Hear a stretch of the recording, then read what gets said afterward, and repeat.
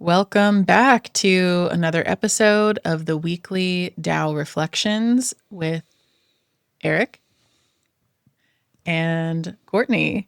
It's great to have you here. This is a place where we explore our primary text with Psanctuary Church, which is the Tao Te Ching. So today we are looking at chapter 14. So grab your personal translation of the Tao and join us.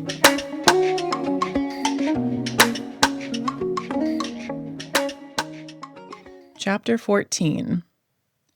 What cannot be seen is called the invisible. What cannot be heard is called the inaudible. What cannot be touched is called the intangible. These three cannot be examined and comprehended, and hence are mixed together as one. This oneness is not much brighter in the sky, as it is not much dimmer on earth. It is not more glorious in a saint, as it is not more fainter in an ordinary person. It is everlasting and cannot be named. It is the original void of non-being. This oneness is the Tao, which is invisible and formless. It may be regarded as vague and intangible. When the oneness Tao comes forward, its front cannot be seen. When one tries to follow it, one cannot see its rear. By abiding with the original Tao, one can master the presence. He who knows this origin shall know the teaching and principle of the great Tao. So, again, I wonder, do we sit here in silence for the entire episode? Because my question as you were reading that is, why did he create 81 verses to say the same thing? We don't know what it is. We can't talk about it. We can't hear it. We can't see it. And yet we can here experience I am. it. Yeah. Doing my best. Each one has its own unique wisdom, though, that's for sure. This version here, I really appreciate. The three first lines say, look at it, but you cannot see it. Listen to it, but you cannot hear it. Grasp it, but you cannot get it. And so this indicates an accessibility in paradox with the intangibility, right? Look at it, but you cannot see it. And then, the other thing I'll say, and then I want to hear how you relate this to your most recent mushroom experience, is that when I hear this reading, it also feels like all of advanced physics can be summed up in the Tao. It's like the whole double-blind experiment, right? Where when you look at light, it behaves, when you observe light, it behaves like a particle, but when you don't observe it, it behaves like a wave. And so it's this whole like, look at it, but you can't see it. Yeah. Its essence changes simply upon observation, which also relates to some of my experiences working with our sacrament, the mushroom. So, yeah, you said though before we started recording that this is kind of like a synopsis of your experience in Ceremony Saturday. Yes, it is. I feel like this episode could be some kind of integration for me. Good. Right now. So we had our first ceremony weekend of the year in 2026 this past weekend. So just 3 days ago. And we had 10 members join us to commune with the mushroom. And then we had 6 space holders. And I was one of the space holders, and it was my birthday. So I was elected to be the only space holder who had a very small dose. But the sacrament that we were working with was quite a bit more potent than I expected, I suppose. And we commune with fresh. So anyway, all that being said. Ovoids, I will say, like that species. Freshly picked ovoids. That species deserves a shout out. For sure. And so when we opened this chapter this morning, reading it, I noticed that I thought, wow, I really don't have to think about this one. I'm not trying to understand it. Oftentimes when I'm looking at the Tao verses, I notice myself kind of working to pick it apart and understand it. But this was like embodied knowing, when you just hear somebody talk about something and you know exactly what they're talking about. That's how I feel with this chapter right now, because it really describes the experience I had a few days ago where I found myself in the beginning of the experience with the mushroom. I found myself looking for the answer. I found myself in this place of trying to examine and understand, like trying. And the more that I tried to figure out how to have like the best experience that I could, or be the best space holder that I could, the more that I was chasing and looking within and around myself for the answer. It's like the farther away it got. And about an hour or so in, I felt that familiar feeling of, here I go again. I'm chasing. I'm grasping, trying to figure out where to be in the ceremony space, and who to be near, who not to be near. And it feels like internal chaos inside of me. And I just looked up at the sky and I said, God, creator, show me how to direct my energy right now. Show me, and I will listen. And I looked up, and there were beautiful flock of hawks in the sky, just circling. What? I just don't think it's called a flock. Okay, I know I said that, and I knew you were going to correct me. Whatever. There were hawks in the sky. Okay. As soon as I said that, I was like, I mean, everybody's saying they're hawks all weekend, and I didn't correct anybody and say they were buzzards, but you know. Okay. All right. Well, they're hawks or buzzards. Things were a little, Big birds. They were big birds with big wings. So I did say when I initially told you, I'm not sure if they were hawks or buzzards. Everybody all weekend was saying they were hawks. I never said to anybody that they weren't. So okay. I bit my tongue. Wish you would have just told me they were buzzards when I said. It's okay. It doesn't matter. They were meaningful in some way. Go ahead. Thanks. So yeah, that brought me, for whatever reason, that brought me to be still, very still. And I could feel the tension within me. How do I describe it? Like when you're meditating and you get this drive to check your phone, or to reach over and drink some tea, or to, whatever, check something or scratch something, or, and there's this feeling and this question that comes up, like, do you really need to do that right now? Because aren't we sitting down and we're doing this? That's what we, the witness and the person experiencing, the one experiencing, agreed to do here. And there was that tension, and I knew, okay, I just asked God to show me, and I was just shown. I said I would listen. I'm going to listen. I'm not going to move. I'm not going to try and move my energy and get things out, because I was feeling pretty purgy then too, just wanting to move energy out of me. But the answer I got was just to be still. And it's the craziest experience to be in the void. And I kept seeing this attempt of this routine of, what do I even call it?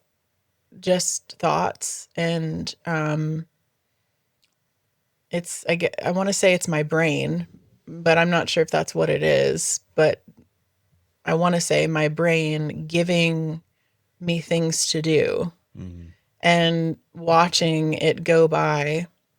And the more that I let myself just be and the thoughts go by, they just all went away. And that is so rare, so incredibly rare for me, and I think many of us, to actually be in the void where we're not experiencing constant watching of thoughts. Even when we can get to a place of watcher, to not see many, many thoughts go by.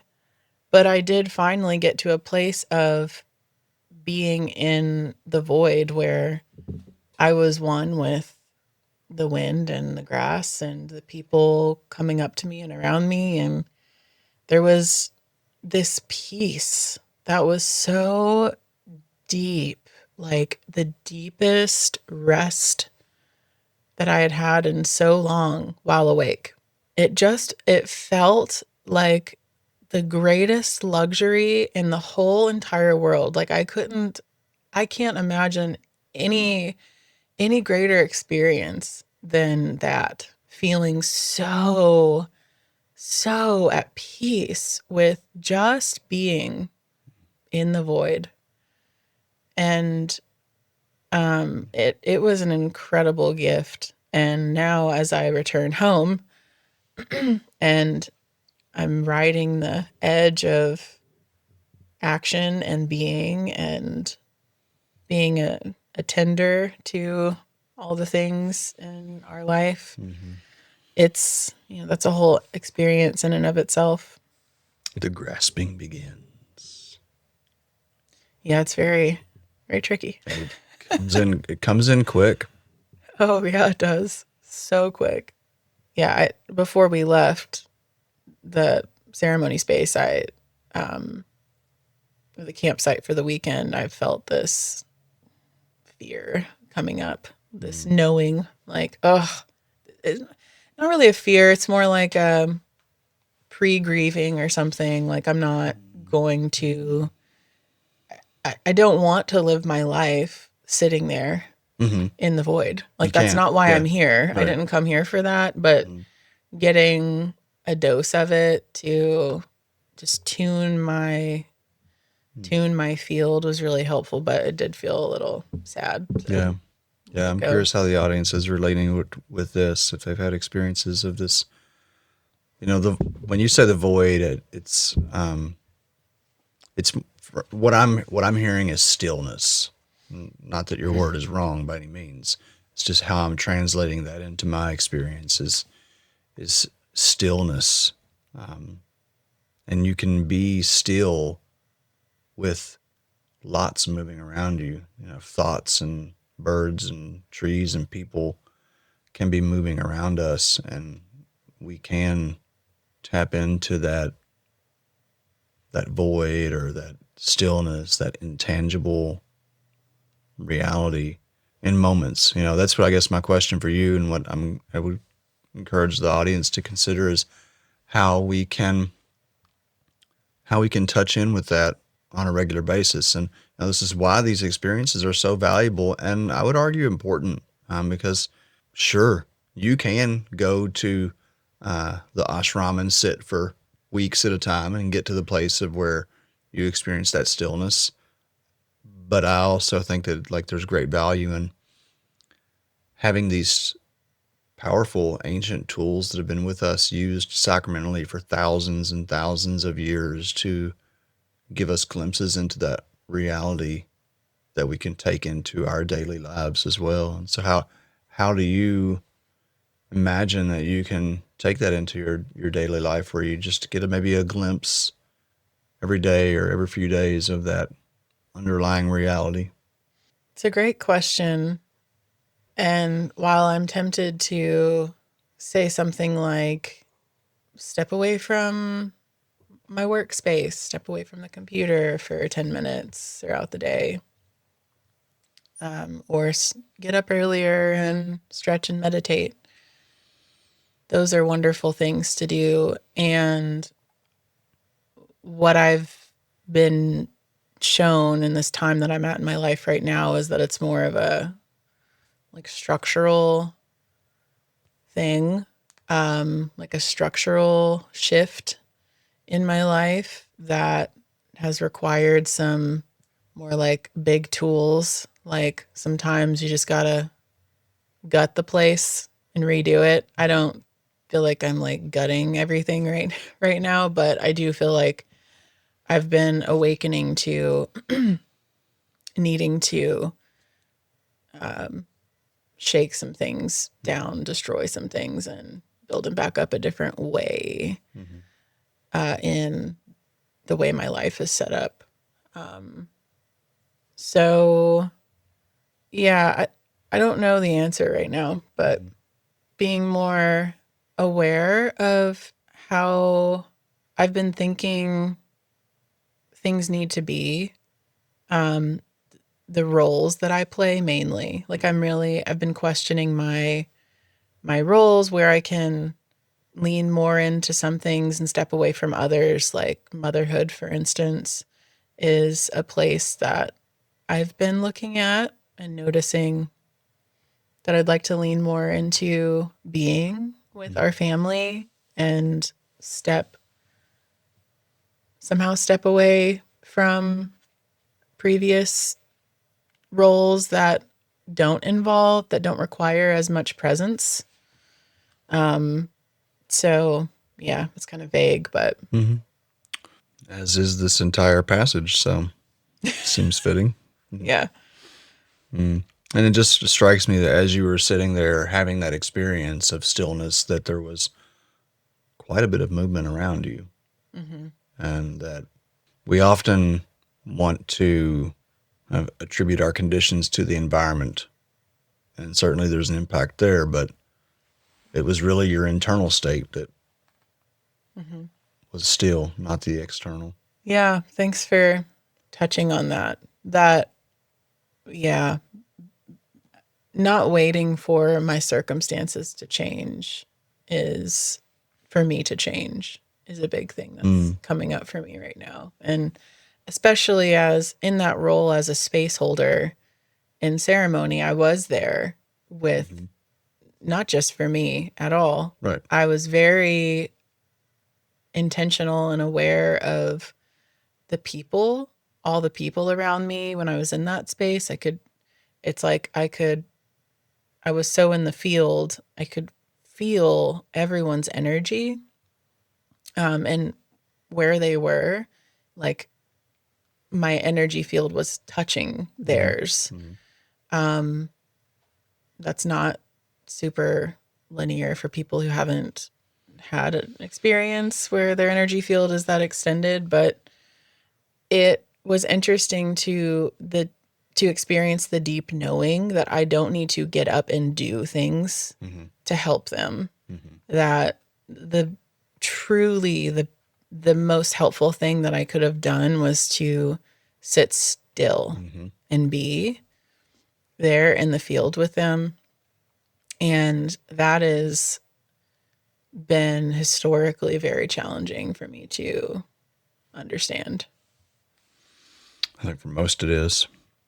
Yeah, that doesn't just apply to the mushroom space right now in my life. Well, and then the question becomes like, does that experience that you had just apply to the mushroom space? The importance of your stillness impacting the space around you. That's not just in mushroom time. Right. Exactly. That's exactly what I'm saying. Which is what in this version says. We call it the formless form, the imageless image. We call it the indefinable and unimaginable. Confront it, you do not see it. Follow it, you do not see its back. Equipped with this timeless Tao, you can harness present realities. And what that's saying to me, and the last line says, to know the origins is the initiation into the Tao. And what this says to me is that when we can not comprehend, because it's not comprehensible, but when we can experience this truth that you're speaking to, this truth of paradox, then you can harness present realities. Then, like, the world is at your fingertips. Mm-hmm. You know, we spend so much time, we meaning me as well, chasing the next moment, trying to get back to the past. If we can, in that challenging, when the thoughts are chaotic and all the everything in us, the mind, so to speak, is telling us to, this is not right, do something different. If we can just sit past that little bit of discomfort and get to that place of, oh no, this is actually exactly what I'm supposed to be doing right now, then we actually can have a meaningful impact on the moment. You said, I didn't come here to just sit in a cave or whatever, right? And that's true. But did we come here to bring that stillness from the cave into our everyday lives? Mm-hmm. I think that's ideal. That's a very, very challenging work to do. So I'm curious and encouraging of our audience to explore this for themselves. How can they experience stillness? How can they experience the calm in the storm, the void in the midst of chaos? There's everything you said about your experience was almost word for word the integration call that I had with another individual who's not even a member of our church that had a mushroom experience a few days ago. And so it just strikes me that this is so much of the human condition. We're all working through together. So Mm-hmm. if you're not a member of Psanctuary and you're looking for a place where you can work through these kinds of concepts, experiences, maybe check out our community, sanctuary.org.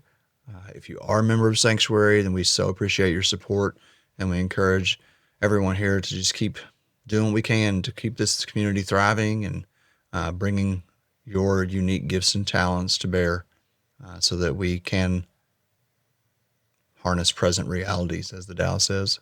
Yes. And if you are interested in exploring more with our community, a great way to do that is to check out our new offering. It's a 6-workshop offering called My Mushroom Map. It's an on demand series of workshops that guide you through everything from preparing for and integrating a life changing ceremony experience to talking about the supernatural, the mystical, the unseen world of the mushroom space. We've had a lot of folks go through it and really gain a lot of value from it. So you can find that on sanctuary.org as well. Yeah. We'll see you next week, chapter verse 15.